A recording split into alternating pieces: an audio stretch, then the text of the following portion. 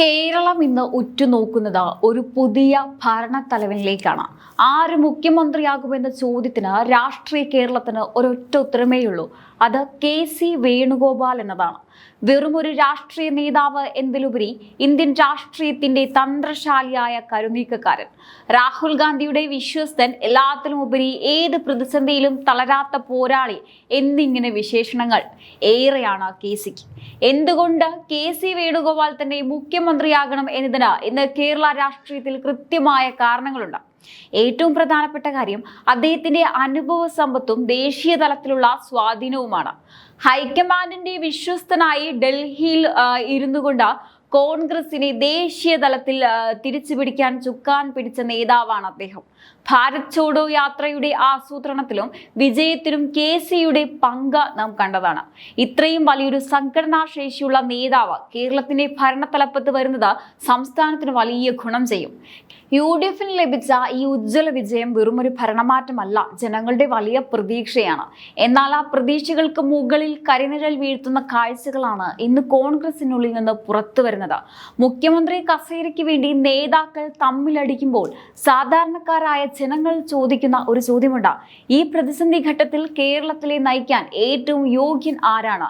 Group പോരുകൾക്കും തെരുവ് യുദ്ധങ്ങൾക്കും അപ്പുറം ജനവികാരം പരിശോധിച്ചാൽ അവിടെ ഉയർന്നു കേൾക്കുന്ന ഒരേ ഒരു പേര് KC വേണുഗോപാൽ എന്നാണ്. സത്യത്തിൽ VD സതീശനായാലും രമേശ് ചെന്നിത്തലയായാലും അവർക്ക് ഉള്ളിന്റെ ഉള്ളിൽ അറിയാവുന്ന ഒരു കാര്യമുണ്ട്: KC വേണുഗോപാൽ എന്ന നേതാവിന്റെ കരുത്തും അദ്ദേഹത്തിന് ഹൈക്കമാൻഡിലുള്ള സ്വാധീനവും.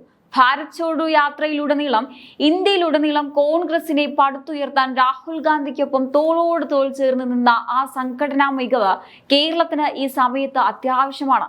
പക്ഷേ അധികാരം കൈവിട്ടു പോകുമോ എന്ന ഭയം മറ്റു നേതാക്കളെ ഗ്രൂപ്പ് കളിയിലേക്ക് നയിക്കുകയാണ്.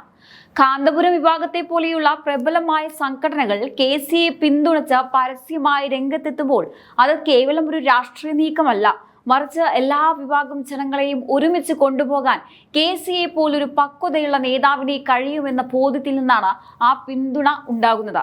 പക്വതയില്ലാത്ത പെരുമാറ്റങ്ങളും തെരുവ് പ്രകടനങ്ങളും കൊണ്ട് സ്വന്തം പാർട്ടിയുടെ പ്രതിച്ഛായ തകർക്കുന്നവർക്ക് മുന്നിൽ നിശബ്ദനായി എന്നാൽ കൃത്യമായ ലക്ഷ്യബോധത്തോടെ നിൽക്കുന്ന KCയാണ് ജനങ്ങൾക്കിഷ്ടം. VD സതീശൻ മികച്ചൊരു നേതാവാണെങ്കിൽ തർക്കമില്ല. പക്ഷേ ഒരു സംസ്ഥാനത്തെ ഒന്നടങ്കം നയിക്കാനുള്ള മെയ്വഴക്കവും ഭരണപാഠവും KCക്ക് അത്രത്തോളം വരുമോ എന്ന് കോൺഗ്രസിനുള്ളിൽ തന്നെ സംസാരമുണ്ട്.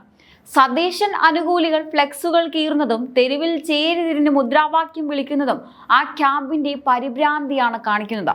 സീനിയോറിറ്റിയുടെ പേരും പറഞ്ഞ രമേശ് ചെന്നിത്തല തന്റെ അവസാന അവസരത്തിനായി കാത്തിരിക്കുമ്പോഴും കേരളം ആഗ്രഹിക്കുന്നത് വരും തലമുറയെ മുന്നിൽ കണ്ടുള്ള ഒരു ഭരണമാണ്.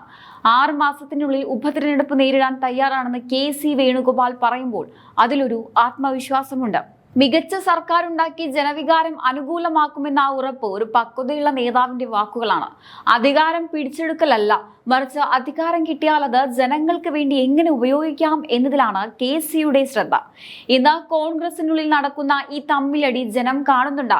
കസേരയ്ക്ക് വേണ്ടി കടിപിടി കൂടുന്നവർക്കിടയിൽ കേരളത്തിന്റെ വികസനത്തിന് ഒരു മാസ്റ്റർ പ്ലാൻ കയ്യിലുള്ള നേതാവായി KC വേണുഗോപാൽ വേറിട്ട് നിൽക്കുകയാണ്. ഹൈക്കമാൻഡിന് മുന്നിലുള്ളത് വലിയൊരു വെല്ലുവിളിയാണ്. ഗ്രൂപ്പ് നേതാക്കളുടെ വാശിക്ക് വഴങ്ങണോ അതോ കേരളത്തിന്റെ ഭാവി സുരക്ഷിതമാക്കാൻ KCയെ പോലൊരു കരുത്തനെ ഏൽപ്പിക്കണോ എന്ന് ജനങ്ങളുടെ ആഗ്രഹം വ്യക്തമാണ്. അവർക്ക് വേണ്ടത് തമ്മിലടിക്കുന്നവരെയല്ല, മറിച്ച് നാടിനെ നയിക്കാൻ കെൽപ്പുള്ള ഒരു യഥാർത്ഥ ഭരണാധികാരിയാണ്. സത്യത്തിൽ കേരളത്തിലെ കോൺഗ്രസ് പ്രവർത്തകർ ഇന്ന് ആശയക്കുഴപ്പത്തിലാണ്. UDFന്റെ ഈ വൻ വിജയം ആഘോഷിക്കേണ്ട സമയത്ത് മുഖ്യമന്ത്രി കസേരയെ ചൊല്ലിയുള്ള ഈ വടംവലി ജനങ്ങൾക്കിടയിൽ മോശം സന്ദേശമാണ് നൽകുന്നത്.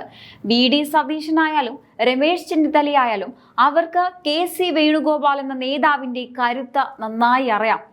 AICC സംഘടനാ ജനറൽ സെക്രട്ടറി എന്ന നിലയിൽ ഇന്ത്യയിലെ ഓരോ സംസ്ഥാനത്തെയും രാഷ്ട്രീയ സമവാക്യങ്ങൾ കൈകാര്യം ചെയ്യുന്ന ഒരാൾക്ക് കേരളത്തിലെ ഈ ആഭ്യന്തര പ്രശ്നങ്ങൾ പരിഹരിക്കുക എന്നത് വലിയ കാര്യമല്ല.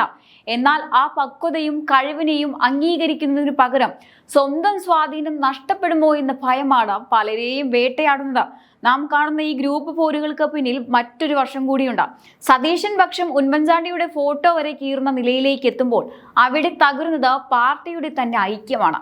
ഇത്തരം പക്വതയില്ലാത്ത പ്രവർത്തികൾ ചെയ്യുന്നവർക്ക് എങ്ങനെ ഒരു സംസ്ഥാനത്തെ വിവേകത്തോടെ നയിക്കാൻ സാധിക്കുമെന്ന ചോദ്യം സോഷ്യൽ മീഡിയയിൽ ഉൾപ്പെടെ സജീവമാണ്. ഇവിടെയാണ് KC വേണുഗോപാൽ എന്ന വ്യക്തിത്വത്തിന്റെ പ്രസക്തി. അദ്ദേഹം ഒരിക്കലും വാക്പോരുകൾക്കോ തെരുവ് പ്രകടനങ്ങൾക്കോ മുതിർന്നിട്ടില്ല. പകരം ഹൈക്കമാൻഡ് ഏൽപ്പിക്കുന്ന ഉത്തരവാദിത്തം കൃത്യമായി നിർവഹിക്കുന്ന ഒരു ഭരണാധികാരിയുടെ ശാന്തതയാണ് അദ്ദേഹം പുലർത്തുന്നത്. കാന്തപുരം വിഭാഗത്തിന്റെ പിന്തുണ വെറുമൊരു കത്തല്ല, മറിച്ചൊരു വലിയ ജനവിഭാഗത്തിന്റെ ആവശ്യമാണ്. ദേശീയ തലത്തിൽ രാഹുൽ ഗാന്ധിയുടെ വലം കൈയായി പ്രവർത്തിക്കുന്ന ഒരാൾ കേരളത്തിന്റെ മുഖ്യമന്ത്രിയായാൽ അത് സംസ്ഥാനത്തിന് കേന്ദ്രത്തിൽ നിന്ന് ലഭിക്കേണ്ട ആനുകൂല്യങ്ങൾ നേടിയെടുക്കാൻ വലിയ സഹായമാവും. ഈ ഒരു സാധ്യതയാണ് സതീശനും ചെന്നിത്തലയും ഭയക്കുന്നത്. KC വന്നാൽ തങ്ങളുടെ രാഷ്ട്രീയ ഭാവി അവസാനിക്കുമോ എന്ന ഭയം കാരണമാണ് അവർ ഹൈക്കമാൻഡിന് മേൽ സമ്മർദ്ദം ചെലുത്തുന്നത്. എങ്കിലും ഗ്രൂപ്പുകൾക്ക് അതീതമായി 10ഓളം MLA-മാർ ഹൈക്കമാൻഡ് തീരുമാനം എന്തു തന്നെയായാലും അംഗീകരിക്കുമെന്ന് പറഞ്ഞത് KCക്ക് നൽകുന്ന വലിയൊരു ആശ്വാസമാണ്. കേരളത്തിന് ഇപ്പോൾ വേണ്ടത് അധികാരത്തിന് വേണ്ടി കടിപിടി കൂടുന്നവരെയല്ല, മറിച്ച് തകർന്നടിഞ്ഞ ഖജനാവിനെ കരകയറ്റാൻ ശേഷിയുള്ള ദേശീയ തലത്തിൽ സ്വാധീനമുള്ള എല്ലാവരെയും കൂട്ടിയിണക്കാൻ കഴിവുള്ള ഒരു നേതാവിനെയാണ്. ആ യോഗ്യതകളെല്ലാം ഒത്തുചേർന്ന വ്യക്തി KC വേണുഗോപാൽ തന്നെയാണെന്ന് രാഷ്ട്രീയ നിരീക്ഷകരും അടിവരയിടുകയാണ്. ഇനി അവസാനം ഹൈക്കമാൻഡ് എടുക്കുന്ന തീരുമാനം എന്തായാലും അത് കേരളത്തിന്റെ അടുത്ത 5 വർഷത്തെ വികസനത്തെ ബാധിക്കും.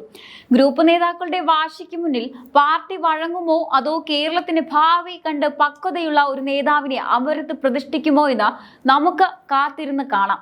കസേരയ്ക്ക് വേണ്ടിയുള്ള ഈ യുദ്ധം അവസാനിക്കണമെങ്കിൽ KC വേണുഗോപാലിനെ പോലെയുള്ള കരുത്തനായ നേതാവ് തന്നെ വരണമെന്നാണ് ജനങ്ങൾ പറയുന്നത്. എന്തായാലും ഈ ഒരു വിഷയത്തെക്കുറിച്ചുള്ള നിങ്ങളുടെ അഭിപ്രായങ്ങൾ തീർച്ചയായിട്ടും കമന്റ് ബോക്സിൽ രേഖപ്പെടുത്തുക.